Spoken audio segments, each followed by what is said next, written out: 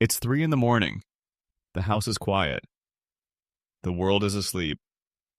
But you are wide awake.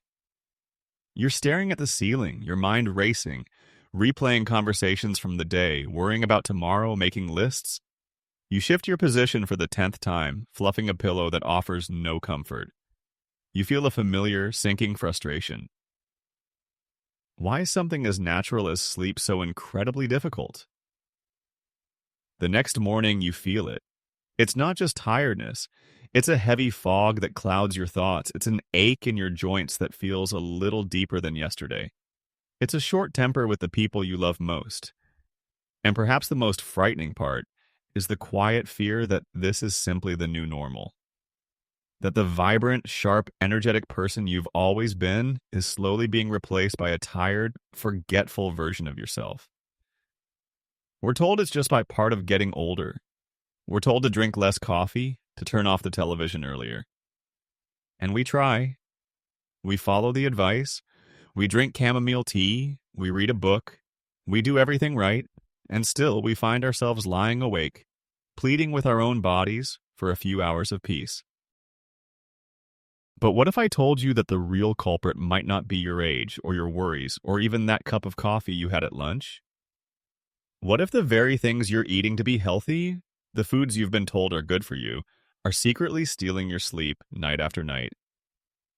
In this video, we are going to pull back the curtain on 5 specific sleep-stealing foods and drinks that you should never have after 5 p.m.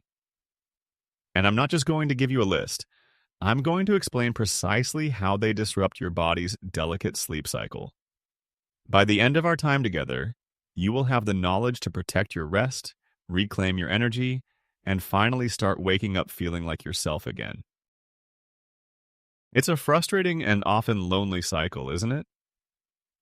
Feeling like you're doing everything you can, but still not getting the deep, restorative rest your body and mind so desperately need.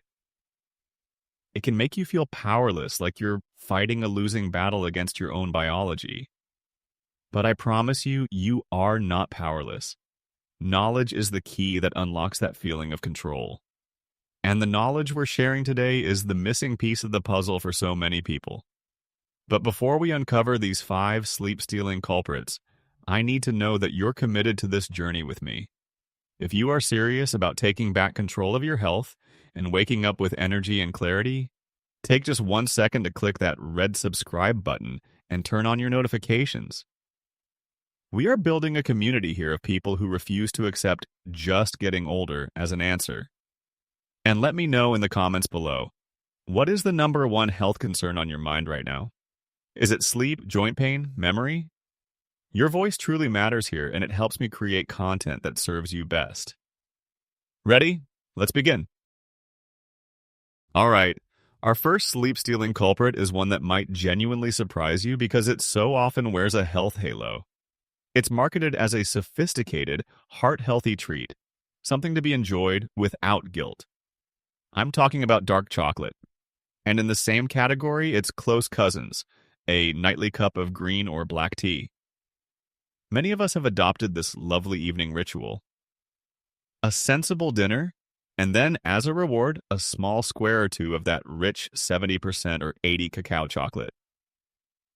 We savor it, thinking of the antioxidants, the benefits for our blood pressure. We feel we're making a wise choice, but here is the hidden truth. That healthy treat is delivering a 1-2 punch that can sabotage your sleep. The first punch is one you might suspect. Caffeine. We associate caffeine with coffee, but dark chocolate is a significant source. The darker the chocolate, the higher the caffeine content. A single ounce of 70 dark chocolate can contain anywhere from 15 to 40 milligrams of caffeine. That might not sound like much compared to a full cup of coffee, but here is the critical piece of the puzzle that changes as we age. Our metabolism slows down. Specifically, the enzymes in our liver that are responsible for breaking down and clearing substances like caffeine become less efficient. This is a normal part of the aging process. The half-life of caffeine, the time it takes for your body to eliminate half of the dose, gets longer. When you were 30, the caffeine from an afternoon coffee might have been gone by bedtime.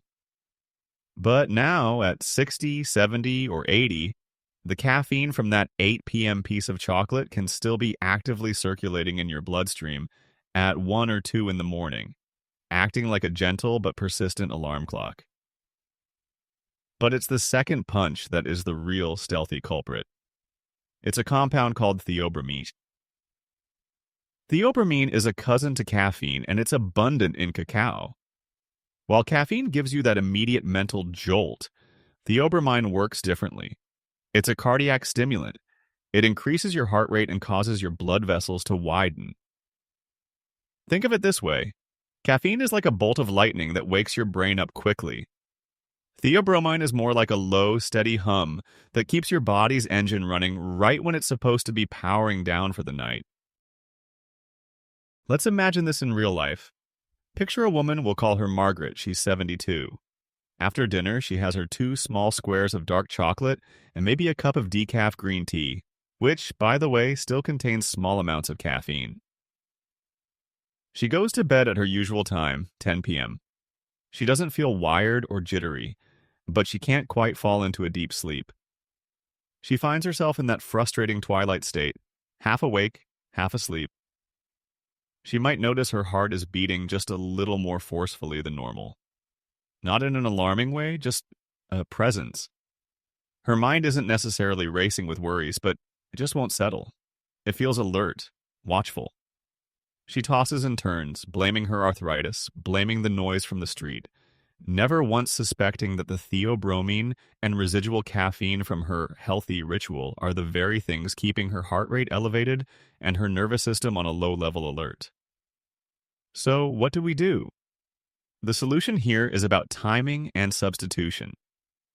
My firm recommendation for anyone over 60 struggling with sleep is to create a hard cutoff for all sources of caffeine and theobromine, including chocolate and caffeinated teas. That cutoff should be no later than 2 p.m. This gives your body a full 8 to 10 hours to fully process these stimulants before you ask it to sleep. This isn't about deprivation. It's about strategic replacement. If you crave something sweet after dinner, try a baked apple with a sprinkle of cinnamon. Or a small bowl of cherries, which naturally contain a tiny amount of melatonin, the sleep hormone. If you love the ritual of a warm cup in the evening, switch to a truly caffeine-free herbal infusion. Chamomile, rooibos, ginger, or valerian root tea are all wonderful choices that will calm your nervous system instead of stimulating it. This is about working with your body's changing chemistry, not against it. By making this simple switch, you remove one of the biggest hidden obstacles standing between you and a night of deep, restorative sleep. So, we've unmasked the hidden stimulants. But what about the foods that feel so comforting? That rich, satisfying meal that leaves you feeling full and content. I'm talking about our second category of sleep stealers, high-fat, fried, and heavy meals eaten too close to bedtime. This includes things like a slice of pizza, a creamy pasta dish, a burger and fries, or even a large, fat-heavy steak dinner. The immediate appeal of these foods is obvious. They're delicious. They often evoke feelings of nostalgia, family gatherings, and comfort. After a long day, they can feel like a well-deserved reward. The problem isn't the food itself, but the immense physiological task it places on your body right at the time when every system is trying to shut down for the night. Here's the why explained simply.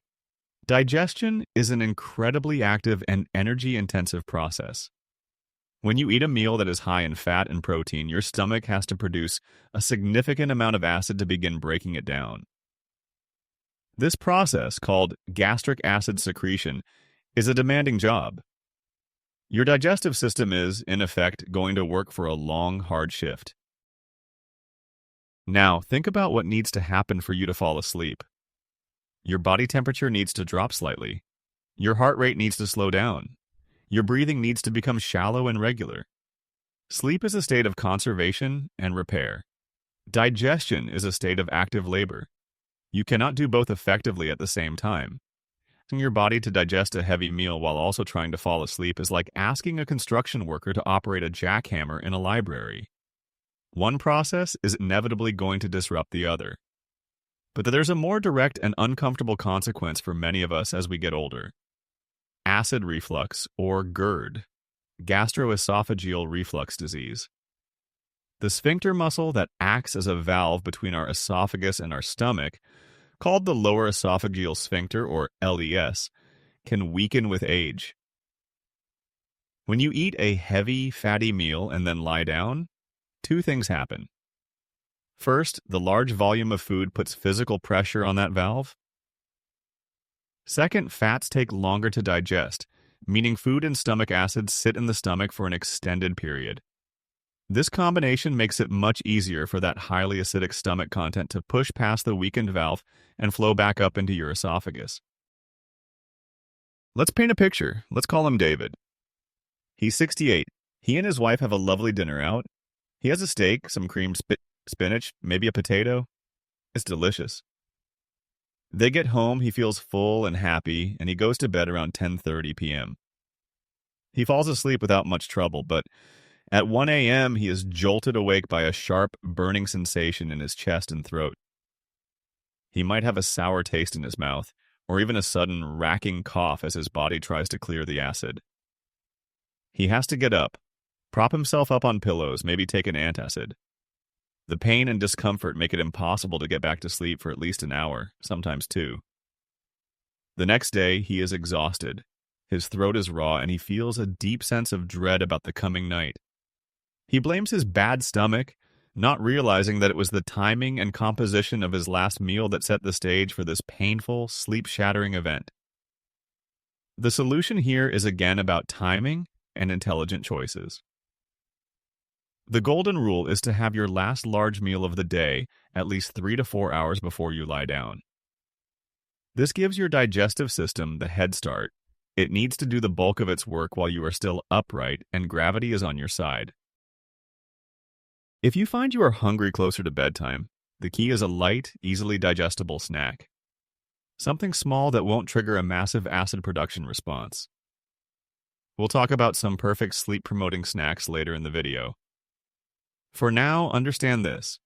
That heavy evening meal, while comforting in the moment, is creating a war zone in your digestive tract that makes deep, uninterrupted sleep a biological impossibility.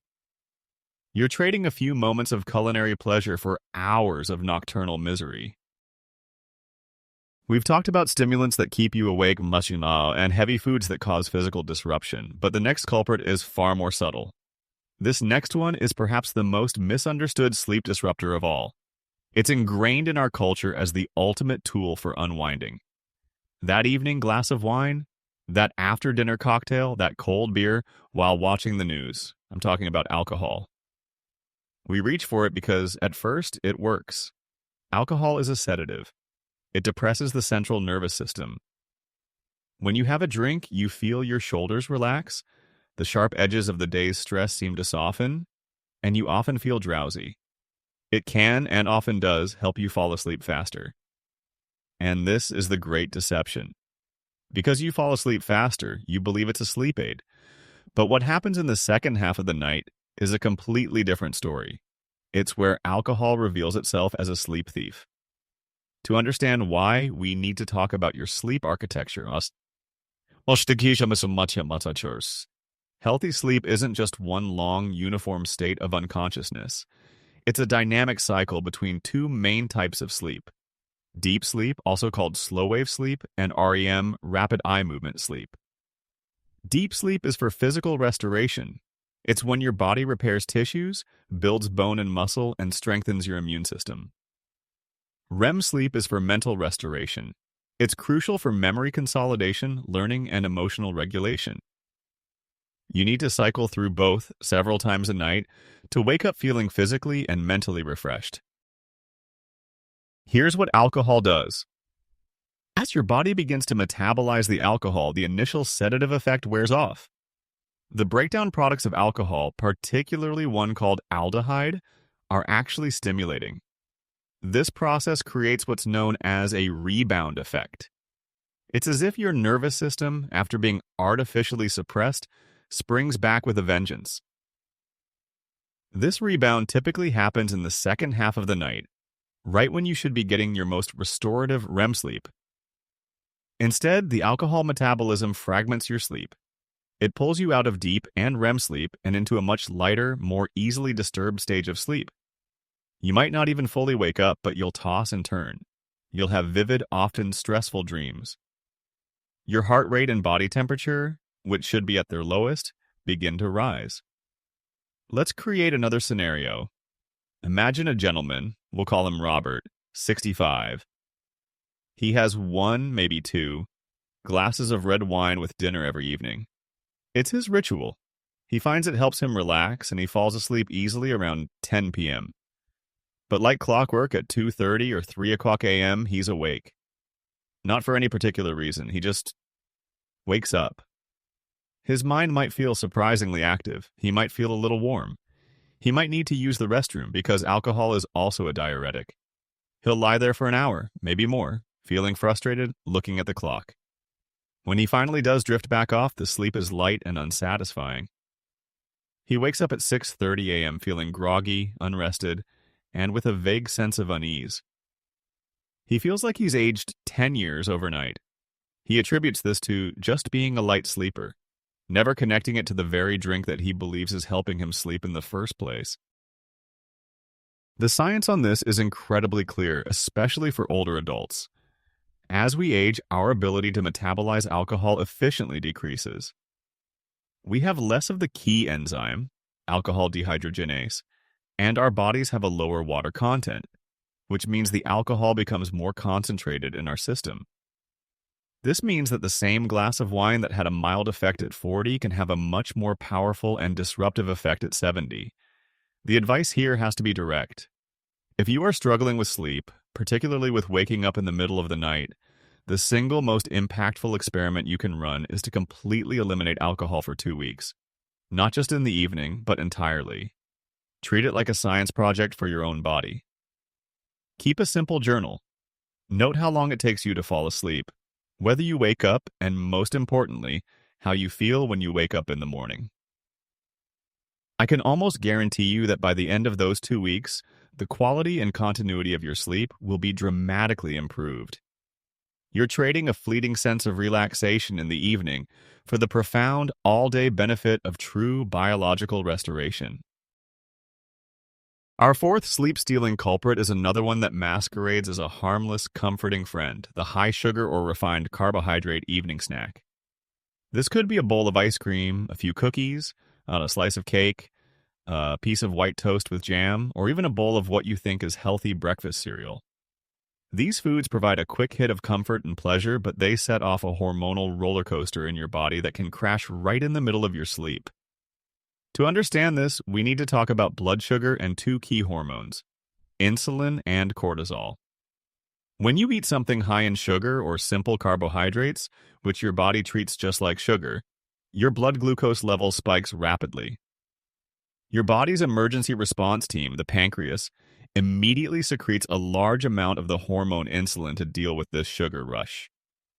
Insulin's job is to unlock your cells so they can absorb the glucose from your blood, bringing your blood sugar levels back down. And it does a very good job.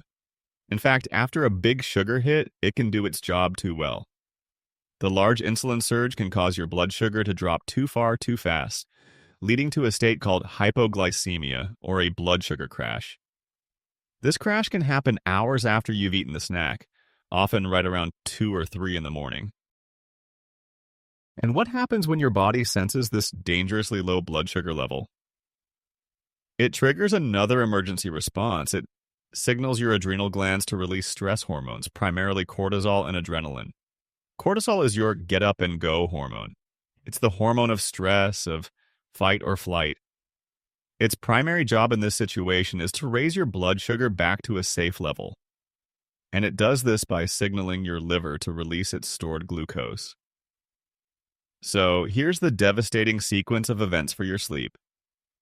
You eat a bowl of ice cream at 9 p.m., you go to bed feeling content. You fall asleep. But at 3 a.m., as a result of that earlier insulin spike, your blood sugar crashes. Your brain, sensing a fuel crisis, panics. It floods your system with cortisol and adrenaline. Your heart starts to beat faster. Your body temperature may rise. You might break out in a light sweat. And you jolt awake. Let's imagine a woman. We'll call her Barbara. She's 69 and diabetic, so she's careful about sugar during the day. But in the evening, she allows herself what she feels is a small treat, a couple of oatmeal cookies. They seem healthy enough. She goes to sleep but is plagued by restless, anxiety-filled awakenings. She wakes up with her heart pounding, feeling a sense of unexplained panic or dread. She lies awake for hours, her mind racing, feeling agitated and on edge. She checks her blood sugar, and it might be normal by then because the cortisol has already done its job. So she blames anxiety. She worries about her heart. She never makes the connection that this terrifying nightly experience is a direct hormonal echo of the harmless cookies she ate 5 hours earlier. This blood sugar roller coaster is disruptive for anyone, but it's particularly dangerous and pronounced for those of us who are pre-diabetic or have type 2 diabetes, a condition that affects a huge number of seniors. Our insulin sensitivity is already compromised, making these swings more extreme and more likely. The solution is to completely avoid sugary snacks and refined carbohydrates in the 3 to 4 hours before bed. This means no cookies, no cake, no ice cream, no white bread, no sugary cereals. Again, this isn't about deprivation. It's about a strategic swap. If you need a snack, you must choose one that stabilizes rather than destabilizes your blood sugar. A small handful of almonds or walnuts is perfect. A piece of cheese, a hard-boiled egg. These are snacks rich in protein and healthy fats, which digest slowly and provide a steady, stable release of energy, preventing both the initial spike and the subsequent crash. By making this change, you are turning off the hormonal alarm system that has been waking you up with a false sense of panic night after night. Our final sleep stealer is not a food at all, it's a habit. A habit that, on the surface, seems like the healthiest thing in the world. I'm talking about drinking large amounts of fluids, even plain water, too close to bedtime. Now, let me be perfectly clear. Staying hydrated is absolutely essential for your health, especially as we age. It's critical for joint health, cognitive function, digestion, everything. We should all be drinking plenty of water throughout the day. The problem, as with so many things we've discussed, is one of timing. As we get older, a series of natural physiological changes occur that make our bodies less efficient at managing fluid overnight. First, our bladders change. The bladder is a muscle, and like other muscles, it can lose some of its elasticity and tone over time. This means its capacity to hold urine comfortably can decrease. Second, the kidneys undergo age-related changes that can reduce their ability to concentrate urine during the night. And third, and this is a big one, our bodies may produce less of a crucial hormone called ADH, or antidiuretic hormone, at night. ADH's job is to tell the kidneys to slow down urine production while we sleep, allowing us to go for a long, uninterrupted stretch. When ADH levels are lower, the kidneys keep producing urine at a more daytime rate. When you combine these three factors, a less elastic bladder, less concentrated urine, and lower levels of ADH, with the habit of drinking a large glass or two of water right before bed, you are creating a perfect storm for something called nocturia, which is the clinical term for waking up one or more times during the night to urinate. Let's think about what this really means for your sleep. Imagine a man we'll call George. He's 75. He's very health conscious and has heard a million times that he needs to stay hydrated. So, as part of his bedtime routine, he dutifully drinks a big 16-ounce glass of water. He falls asleep, but at 1:30 a.m., he's awakened by an undeniable urge. He has to get out of bed, navigate the dark hallway, use the restroom, and then get back into bed. This isn't just a minor inconvenience. The act of getting out of bed itself is disruptive. The cool air hits your skin. You turn on a light, even a dim one, which immediately signals your brain to suppress melatonin production. Your heart rate increases. By the time you get back to your warm bed, your body and brain are far more awake than they were. For many seniors, falling back to sleep after this interruption is a huge challenge. The frustration builds, and a single trip to the bathroom can easily steal an hour or more of precious sleep. If it happens twice a night, which is common, you've lost a significant portion of your restorative sleep. The solution is not to dehydrate yourself, it's to hydrate intelligently. The goal is to front-load your fluid intake. Make it a mission to drink the majority of your water and other fluids during the day, from the moment you wake up until about 6 or 7 p.m. Taper off significantly in the evening. My recommendation is to have your last significant drink about 2 hours before your planned bedtime. If you need to take medication or your mouth feels dry right at bedtime, it's perfectly fine to have a few small sips of water, just enough to feel comfortable, but not a full glass. This simple shift in timing can be one of the most powerful changes you make to protect the continuity of your sleep. So, we've taken away all these evening treats. It sounds a bit grim, doesn't it? But it doesn't have to be. As promised, I want to replace that list of don'ts with a powerful list of do's. If you find yourself hungry in the evening, reaching for one of these snacks can actually improve your sleep. First, a small handful of almonds or walnuts. These are fantastic because they contain a trifecta of sleep-promoting compounds: magnesium, a mineral that helps calm the nervous system, healthy fats that stabilize blood sugar, and they are also a natural source of melatonin, the sleep hormone itself. Second, a small bowl of tart cherries, either fresh or as unsweetened juice. Tart cherries are one of the most potent natural sources of melatonin and have been studied specifically for their sleep-enhancing benefits. Third, a slice of turkey breast. You know that sleepy feeling after a big Thanksgiving dinner? That's partly due to an amino acid called tryptophan. Turkey is rich in tryptophan, which is a precursor to both serotonin, the feel-good neurotransmitter, and melatonin. Fourth, a cup of true herbal tea. I mentioned this before, but it's worth repeating. Chamomile, passionflower, or valerian root tea are all known for their gentle sedative properties that can help you relax and prepare for sleep. And finally, a small piece of cheese with a couple of whole grain crackers. The combination of protein and fat from the cheese with the complex carbohydrates from the crackers provides a slow, steady release of energy that keeps blood sugar stable all night long. The calcium in cheese also helps the brain use tryptophan to manufacture melatonin.